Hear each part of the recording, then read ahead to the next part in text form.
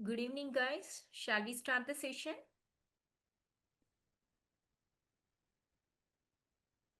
My Good voice is evening, ma'am. audible? Yeah, yes, voice audible, ma'am. Yes. Actually, today's section on cultural impact on business, why managers need cross-cultural intelligence. This topic is covered by the subject of global, international global. Okay, you having one subject, international global management, right? So in that subject, it's covered this topic. So let me begin with your small thought experiments. Okay, just to imagine you are leading a global project. Okay, or you understand? Everybody are hearing my voice? Yes, Yes, it is clear, doctor. Yes, Ibrahim. Yes, you just to be imagine you are leading a global project. Okay, your client is in the US. Okay, your team members are from India as well as Japan. Okay, your designer is working from Europe. So all of them are talented, right? So, but the project struggle. Why? Because, yes, not because of lack of skills, but because of different cultural and expectations, right? This is the reality of today business world. So the cross cultural intelligence is most important because of ability to understand, adopt and work effectively with people from different cultural backgrounds. Okay, just IQ is the importance of problem solving. EQ, emotional intelligence, is important for managing the people, right? But CQ, that is cultural intelligence, is essential for global managers. Okay, why it is matter? Because in negotiations, yes, the Americans may value direct talk, while Japanese prefer silent and patient, right? In marketing, yes, the Pepsi once translate its solution in China in a way that sounded like Pepsi begins your translate back from the dead. So the cultural mistake like this can cost millions. So in leadership, some countries expect democratic leaders while others respect hierarchy and authority. So in global teamwork, the cultural misunderstanding can slow down the project and reduce the trust also. So as a future managers like you, right, you will not only work with diverse team, but also serve global market. So developing cultural intelligence will give you a clear career advantage. I feel like that. That's why that today's I just to take this topic. In this sessions, we will cover how cultural shape business decisions, the framework to understand the cultural difference, and some of the real example of success and failure of global companies. Then why adaptability and cultural intelligence are crucial in the managerial skills, especially in the 21st century. So let's begin this journey into the world of cultural and business and discover why mastering cross cultural intelligence is not just useful, but absolutely it's necessary for future leader or managers like you. That's why I'm taking this today topic for how the cultural impact on business.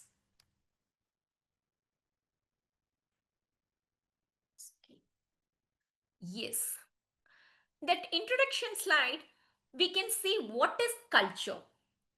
The culture means the shared values, beliefs, behavior, and tradition of a group of people. It affects how people communicate, work, make decisions, and solve the problems. Example, in Japan, bowing is a way of greeting. Yes, the bowing, na? In US, a handshake or even a casual hi, right, is normal. Both are greetings, but the style shows cultural is difference, right? Why does culture matter in business? Because in business, we often work with people from different countries, customers, suppliers, even employees, even partners, right? So if we don't understand their culture of the particular countries, it's miscommunication or conflict or bias can happen. uh, I just given more example for your understanding purpose. You know, the American manager may expect employees to speak openly in the meeting, right? But you just to think that India or China, the employees may stay silent out of respect for hierarchy, right?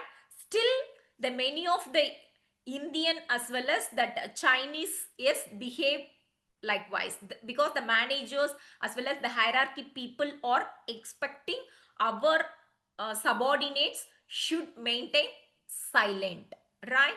So if the managers misunderstands, they might think that team has no ideas, but in reality the ideas are there, just not expressed in the same way. So, knowing cultural help managers build trust, avoid mistakes, as well as succeed in the international business. Then, cultural eat strategy for breakfast. This the quotes it's said by Peter Duckler. Even if your company has the best strategy or business plan, it will fail if it is does not respect or fit in the culture of people. Yes, I hope that right. So example, yes, example, you know that Walmart entered Germany with its American culture, asking employees to smile at strangers, having cheerleading sections, and focus only on price competitions, because the German shoppers found this strange and uncomfortable. Finally, Walmart had to exit Germany after losing billions. The second example, uh, McDonald in India succeed because they respected culture. They introduced vegetarian menus, avoided beef, and celebrated festival in their promotions. Their strategy worked because it aligned with local culture. So as future manager, you can design, right? You can just to make a framework, a great plan, but unless you understand and adopt the culture of your employees, cult I mean the customers, even your partners, your plan may not work. Yes, please understand that. Then key cultural frameworks. Here I'm just giving their three key cultural frameworks. Yes, I hope that this key cultural frameworks it's helpful for more understanding about their impact of culture. Yes, the half stays the cultural dimensions. That is the great half study studied how the cultural influence the workplace behavior. His model gives six dimensions. Let's focus on the most useful one for the managers. The first dimension is power distance. Do people accept hierarchy? Yes, the India have a high power distance. The employee expect boss to decide. USA low power distance. The employees are comfortable questioning managers.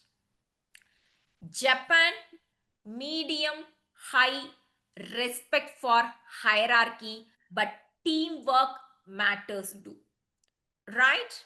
So if you take India, yes, the employers take their decisions. In USA, you know that both, yes, it's a participation. Yes, thing is maybe if you go for that, you know that it's a free reign leadership. It's introduced by USA. But if Japanese, you know that it's teamwork. Yes, sometimes it's respect to hierarchy. Both the, yes, vice versa concept, it's happening in the Japan. Then individualisms versus its collective progress. You know that do people act alone or as a group? You know that it's USA, it's you know it's individualism, it's focused on I, that is the personal achievements. But India na, it's a, you know that it's a family cultural environment, communications. Normally we write the some of the letters to the management or convey some message to the community. We won't write I, right? We can write we. Yes, because the Indian people strongly believe their family cultures, right? The community ties, everything. If you take that Japan, you know that it's a collectivity, that is the group harmony, more important than personal goals. So these are the difference aspect, right, in the key cultural framework. I'm just to comparing here for only three countries. Yes, India, US and Japan. Yes, the first I just to compare the power distance. Second, I compare the what about that individual as well as collective progress. Then you know that uncertainty avoidance also. How do people deal with ambiguity? Yes, if suppose arised in USA people, that is US people, you know that it's comfortable with risk, open to new ideas, everything. But in Indian, you know that it's flexible, can adopt, but sometimes unclear rules create the confusion.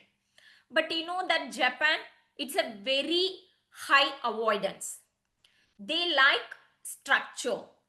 Yes, SOP, standard operating procedure. If anything, yes, if you, for example, the employees just to be entered, yes, immediately we want to give some induction. Na? Even the induction program also, Japanese just to be maintain some SOP. Yes, apart from anything, without mentioning their SOP, they won't encourage. Yes, still induction to exit their employees. So they are always focusing their structures, rules, everything, detailed planning, everything.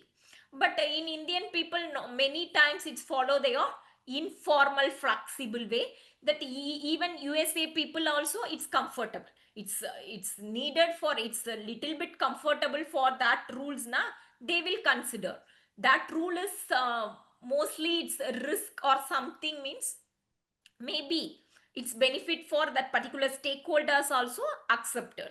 So that much of mindset involved in that US people. So this much of cultural, yes, happening there, impact in the management process. Then that it's so how that the key cultural frameworks involved in the cultural dimensions. Yes, the dimension is power distance, individual, collective progress, uncertainty avoidance, right?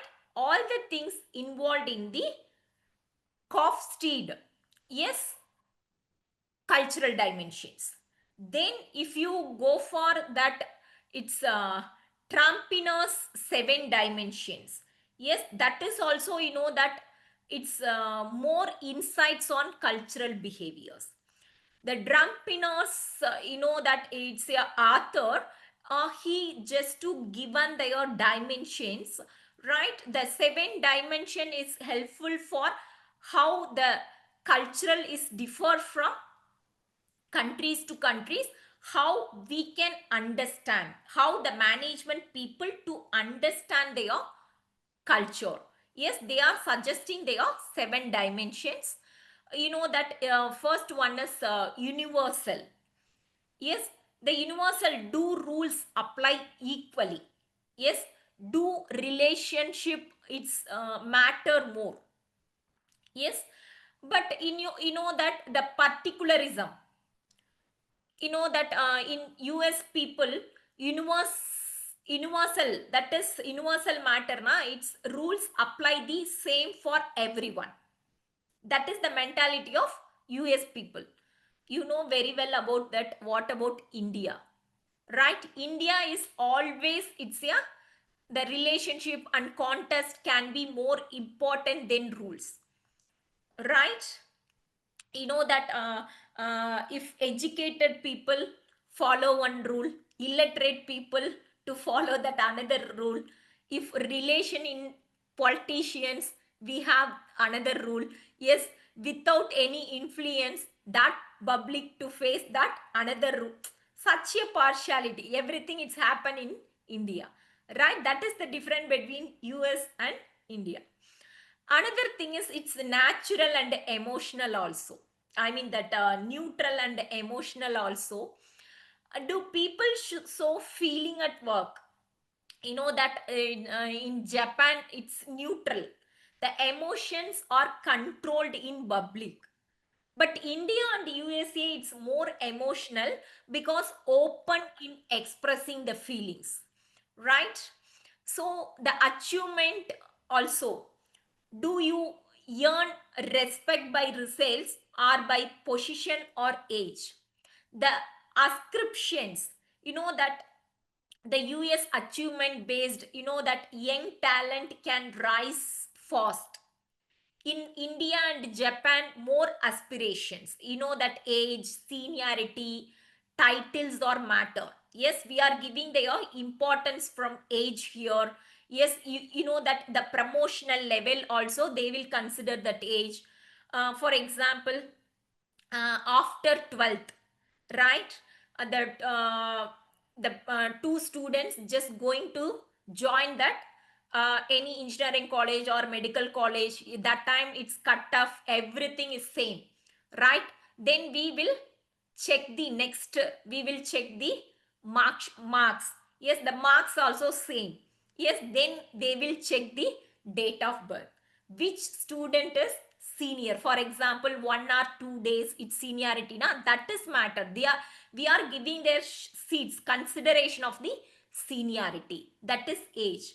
That is India as well as Japan should be followed. But US is not like that. It is achieve based. Suppose the both the students are comes under that same cutoff or something na, again they will give some one more assessment. Yes, the chance to find out their talent. Yes, that much of culture is happening. Then that comparison, that in meetings, If you take the comparison of normal comparison, yes, Japan, US, India, normally in meeting, you take that meeting, yes, you US always direct and open point, open debate. Even the peon also we can talk openly. Yes, but India, it's not like that. The respect for authority, the authority people give the permissions, maybe you talk, you can talk. Yes, in Japan also, you know that it's a silent pass or common. In negotiation part also, in USA the first dimensions, it's focused on contract. In you know that in India, flexible relationship matter, slower decisions, this is happening in their negotiation. But US na fast decisions and focus the contract, not in the relationship, not in the slower decisions, everything, right? But India, it's opponent, normally focused in the relationship, normally focused in the slow decisions, because of they are giving their important to the relationship na. So hierarchy, yes, the deputy today the controller is not there, he or she is on leave, so the deputy controller not taking their decision, still they are waiting, yes, until the authority persons come. This much of cultural happening in India. In Japan, very detailed. Yes, the long discussions. Yes, prefer trust before contract. Yes, it's to compare the India, the Japan take their more timing. Yes, because they discussed each and every, because they are normally focused on teamwork. Now, previously I told that, right? It's a teamwork. So they will middle level, top level, low level, all the levels they are happening their discussion, negotiation part, then will be take the final decisions. So these are the difference between negotiation of Japan. Yes, then you know that in leadership, you know very well about that US. Yes, boss is a team player. That's it. It's approachable. Yes, for even you know that the boss also we can normally say that using their name. Yes, we can use their name. But here it's not possible, right? In India it's not possible, because the boss seen as authority, right? It's fully taken their respect. Yes, not only word, I mean words, we can also express our respect in the face, behavior, actions. Yes, many of the time we want to be in front of boss, we just to be hold the hands also, right? Yes.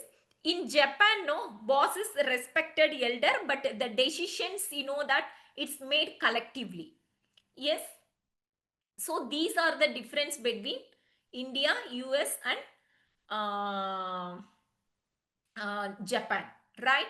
So the framework, like you know that it's a coughs today and Trumpiness are not about their stereotypes. They are tools to prepare their managers to understand the difference and adapt strategy when working across culture, right?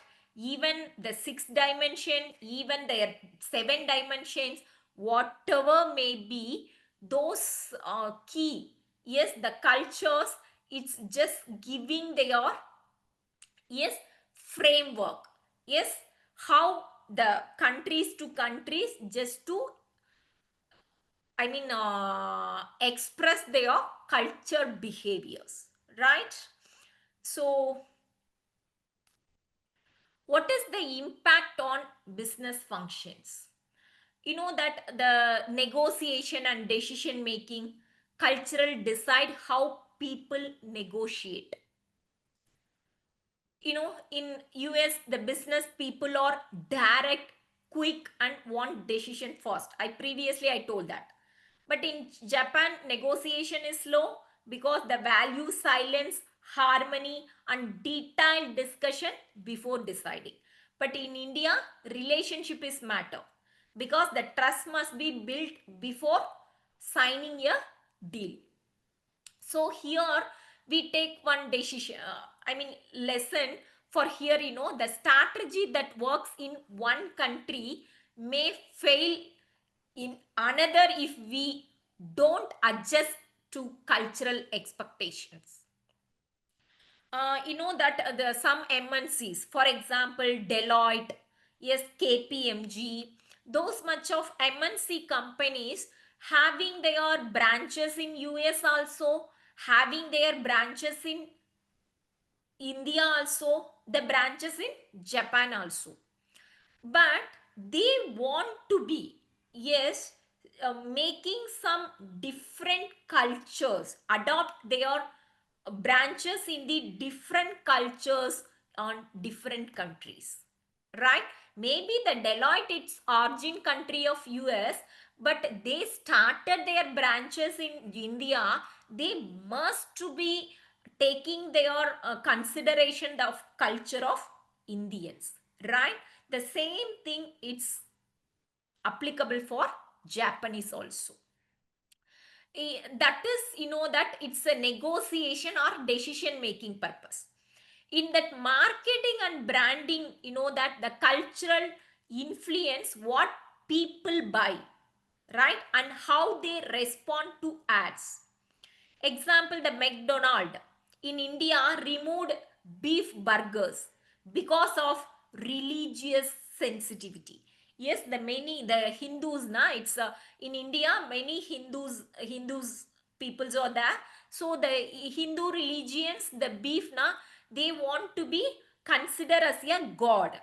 So it's a sensitivity religious matter. So the McDonald followed here. Yes, not in the others country. Then Pepsi, once that translate come alive with Pepsi. Into Chinese as Pepsi brings your that ancestors back from the dead. It's failed. So the marketing and branding also matter for here. The marketing success come from adopting to cultural values. That is most important. Then that leadership and culture, HR management. The leadership style depends on culture. In India, people respect hierarchy. Leaders are expected to guide and protect. That each the leadership styles, very well about that. Yes, democratic leadership. Still, many of the Indian companies to follow the democratic leadership only for India. Yes, not even the, for example, the TCS. Yes, the TCS is a Indian company. The TCS, it's located branches in US. Na, they want to be follow in the democratic. That autocratic leadership, right? So the TCS here, the many Indian companies follow their autocratic leadership, but they located in outside of the India, na? So based on their culture only, they opted their leaders. Yes, leadership behavior. So as India normally to take the people respect in the hierarchy. Yes, the that autocratic leadership. What is the advantage of autocratic leadership? Because the leaders protect their subordinates, right? If success or failure, whatever may be, they are responsible, right? So these are the things in the Indian mentality. In US now, the leaders are seen as team players. He or she is one of the players, that's it. The employees openly give the feedback. But in Japan, leaders are the senior mentor. But the decision are often collective, but still the leaders are the senior mentor. They are giving their guidance, they are giving their mentorship. So the HR practices also differ. Hiring, promotions, and rewards depends heavily on culture values. The managers must align leadership style with local expectations to motivate the teams. Then, what is that global teamwork and virtual collaborations? With globalization, teams often work across borders online. Here, the challenge is different time zones, different communication styles, and even silence being interpreted differently. Right? Example, the American may see silence as disagreement, right? While Japanese person may silence as a thinking carefully, right? What about in India? Okay, silent. Silence means it's acceptable. No one should be argue. So the thing is automatically the higher peoples are considered silent is a acceptable. I mean it's approved. Yes, one. So even that the silence also having their different understanding of different countries, right? So the building cultural awareness help reduce the conflict and making virtual teamwork smooth. The culture is not a small detail. It affects how companies negotiate, market product, leading employees, and managing the global teams. So the successful managers learn to adapt business functions to cultural difference. Here, I'm just giving three case studies for especially for that success and failures. uh, the first, McDonald in India. Yes, when McDonald entered India, they realized yes, the beef and pork especially are not widely acceptable due to religions. I already told that. So they created the that McAllo. Yes, tikki paneer, tikki burger. Yes, the potato patty. So on many vegetarians options. They even separated vegetarian and non-vegetarian kitchens also. Yes, the result is huge success. So the McDonald become one of the top fast food chain in India. You know very well about that, right? So here the lesson is adopting the local culture and food habits lead to acceptance and growth. The failure, I'm giving one example. Walmart in Germany. That is also I'm given previous. Yes, the Walmart tried to expand into Germany in the 1990s. The what they made a mistakes na, because the American style greeters at the that the door made German customers uncomfortable. So the cheerful morning exercise for employees felt strange in German work culture. Pricing and labor laws were different, but Walmart did not adopt. So by 2006, Walmart completely exited Germany, losing much billions. Yes, so here what is the lesson? That is the copy, yes, pasting of US model into another country without cultural fit. Yes, automatically its result is failure. Yes, now you can understand, right, how the culture is impact on business, right? Then third example, Pepsi in China. Yes, the Pepsi translate its slogan. Yes, come alive with Pepsi.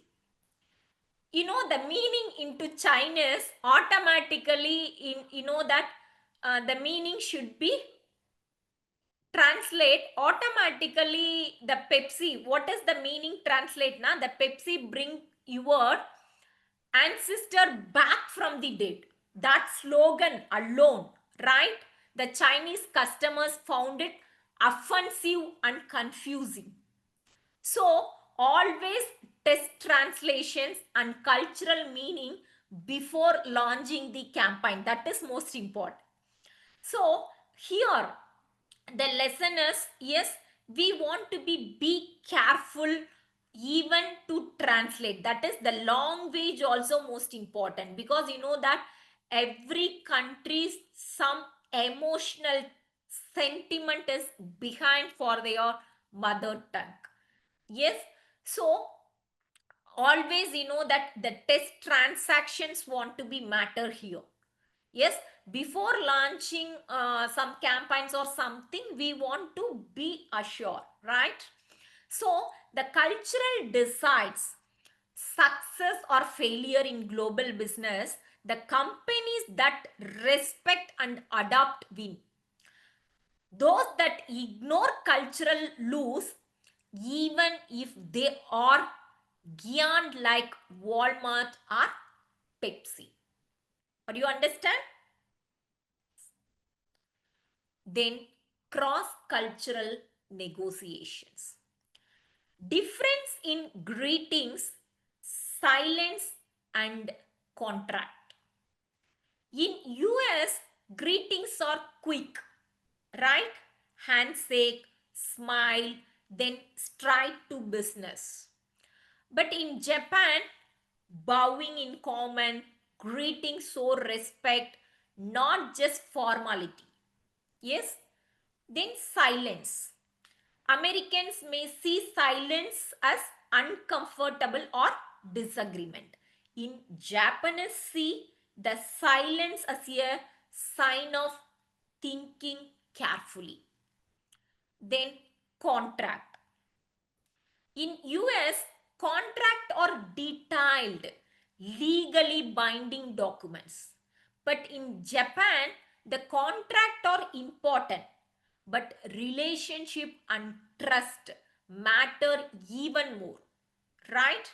The that is that legislations, binding documents, that is different. But to compare, no, the relationship and trust, it's more important to compare these two things. Then role of trust, hierarchy, and time perceptions. Trust. The Americans may trust quickly if the deal makes sense financially. But the Japanese, you know that it's take time to build trust through multiple meetings and social bonding. The hierarchy also, the US junior manager can sometimes close the deal. Yes, it is not a biggest matter there in US. But in Japan, no, definitely the seniors leader must be involved, because the hierarchy is more matter in the Japan. Then time perception also. The Americans are fast and want the quick result. Yes, the second result they want to be need, because the view time as money, their perspectives, the American perspective. But you know, Japanese, it's prepare a slow, careful progress, yes, to avoid mistakes of save face. This perspective involved in the Japanese. Then you know that previous the negotiation styles also, the US negotiation direct open, but fast decision also. But a Japanese indirect polite. Yes, they are not saying no directly. But US in Americans na, if say yes, yes, no, no, directly the face to face, immediately they will say that. But the Japanese is not like that. It's indirectly, some politely, yes, to avoid saying some direct no's also. You know that there are many internal decisions before taking their final decisions. Now lot of yes conscious giving their importance of Japanese. So here the result is American push too hard. Japanese may feel pressured and withdraw. If Americans understand the patience, but they can build long-term partnership. In cross-cultural negotiation, success depends less on financial logic and more on understanding cultural values like trust, hierarchy, especially the communication style. A deal can fail not because of price, but because of misunderstood behavior. Then cultural intelligence. We can shortly we say that CQ.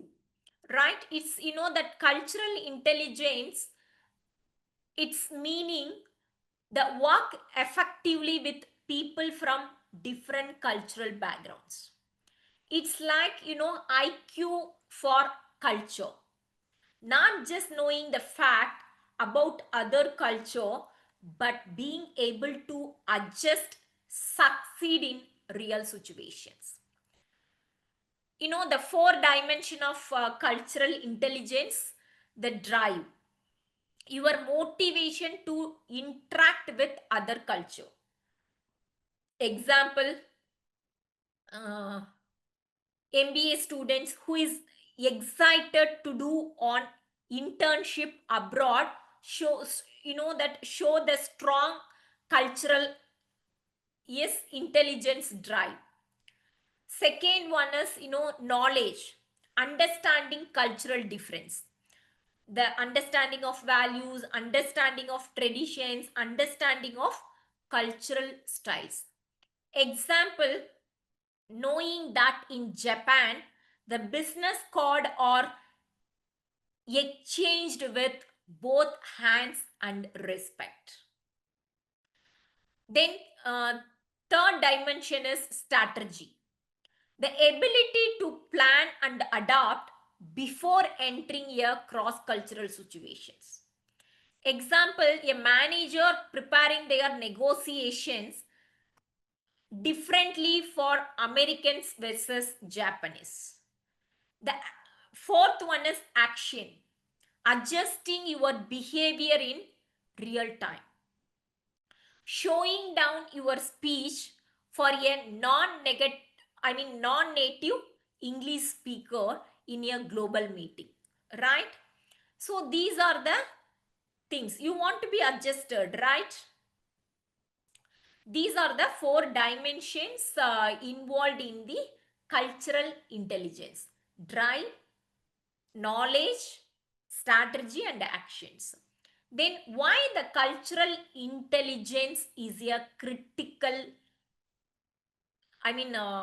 for MBA skills, MBA students, especially that the today business or global, you may work with team in the US, suppliers in China, and client in Europe. Yes, your partners in Japan. So a lot of things, right? So the high cultural intelligence is important because of avoiding their misunderstanding, to create that long relationship, then better teamwork in international companies. So these purpose, definitely you need the cultural intelligence. So that the culturally intelligent leader can lead a virtual team with members in India, Germany, as well as Brazil without struggling, right? So the companies like that Google, Amazon, especially Unilever, the value of cultural intelligence, because it's improve the leadership, negotiation, and innovations. So the cultural intelligence is not nice to have, must have the MBA skill.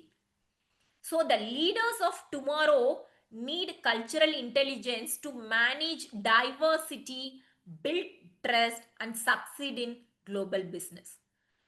So that's why the international business subject main objective is, yes, the main outcome is you want to be understand the cultural intelligence in the global environment.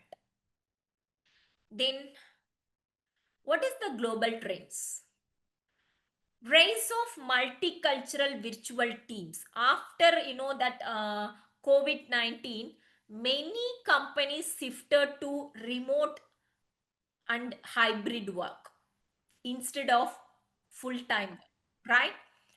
On site work. So now the teams often have members from different countries, that time zones and cultures. The software project team may include coder in India, designer in Europe, as well as the manager in US. So here the challenge is communication barriers, then time zones. That Americans, yes, normally they are starts in Indian time. They will feel like that they will very fresh in the morning. Yes, but we are that after 9:30, after 10 o'clock, we feel like that it's very tired because the entire whole day we work, we will take that rest. But that time only the Americans office timing, business formal office time should be start. So they will feel like that the morning time we take that meeting, they will feel fresh. But that what about that Indians? That time they will everybody's feel like that it's a sleepy. So these are the challenges faced for the cultural, the global trends, right? So the cultural misunderstanding also it's happening. Okay, these challenges is there. What is the opportunity? Right, if that if in that global trends so I, of course, I agree that communication barriers is there, cultural difference is there, different time zones, yes, everything we agree that. But what is the opportunity is behind? Because the access to global talent and diverse perspective, more creativity and innovations. So these are the opportunities involved in the global trends. Then what is the localization in global market? Global brand succeed only when they adapt to local culture. Yes, it's acceptable one. Example, that Netflix create local show in India, Korea and Spain. You know, scared games to attract the global audience. That KFC in China added rice dishes and localized flavors. So here, think global, act local. That is the thing it's happening, right? That is the thing we just get the success. The companies respect the local taste, language and customers to win the market, right? Then need for inclusive leadership. The modern leaders must manage the diverse team across culture. Inclusive leaders means listening to all videos, yes, the voices, then valuing different perspective, creating the culture where everyone feel respected. Example, that Satya Nadella, yes, the Microsoft CEO, originally, originally from India. So it's known for promoting empathy, inclusions, and global teamwork. So the MBA students must prepare to lead in workplace where diversity is the norms, not on exception. Please keep on that mind. The future of business is global, digital, and diverse. Right? We have no other option is there. So success will depends on how well leaders manage the multicultural teams, adapt product to local market, and practice practice inclusive leadership. Today's sections, what we take away. Yes, the first one is culture impact every aspect of international business. In global business, cultural impact it's create that every corner, every aspect. From negotiation to marketing, leadership to teamwork, and cultural shape to customers, whatever may. Yes, it's outcome. The Walmart, yes, why it's failed in Germany, yes, why the McDonald's succeed in India, yes, because this is the reason, right? So ignoring culture can cost millions, but respecting culture create the opportunities, right? Then second, adaptability and cultural intelligence are key managerial skills. MBA graduates must develop the cultural intelligence, the ability to work effective across cultures. The adaptability means it's flexible, adjusting communication style, negotiation tactics, even that leadership approach, depending on context.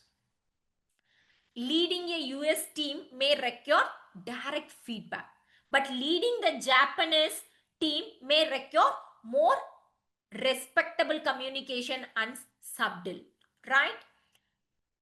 Then think global and act local. Because the global vision is important, but local customization makes success possible. So the companies that succeed globally, yes, Coca-Cola, Netflix, KFC, all localized product, yes, ad and experience. Here, here the lesson is balanced global strategy with local sensitivity. So culture is not a soft factor, right? It is a strategic business factor. So the future leaders like you who master adoptly and cultural intelligence will have a clear advantage in the global business world. Okay?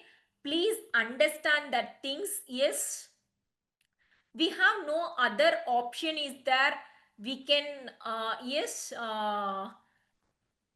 we can do, yes we can, because that nowadays on-site job everything is limited, yes. So we have take away, yes, adopt for hybrid work, or that it's uh, something is, yes, hybrid work, or online virtual positions we are taking na. So automatically we are just to be involved in their cultural dimensions, right?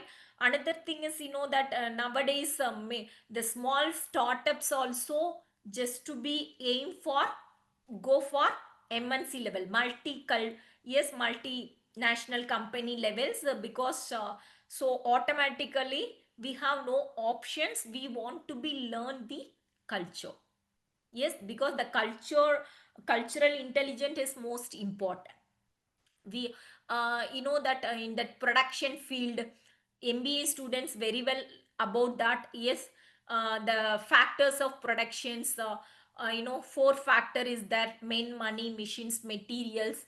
Yes, the material no need to understand their cultural dimensions, money no need to understand the cultural dimensions, even machines no need to understand the cultural dimensions, but men, yes, the humans, they want to be understand their cultural dimensions, because we don't have any other options. Yes, we want to be learn, we want to be adopt, we want to be understand, right? Yes, do you have any doubts, please?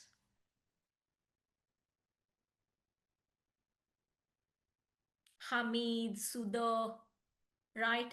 Ibrahim. I hope that all the students just to be understand that today how the cultural impact on business, right? How the cultural is important in our today fast snaring era. Everything I hope that you are understanding. Please, if having any doubts, please.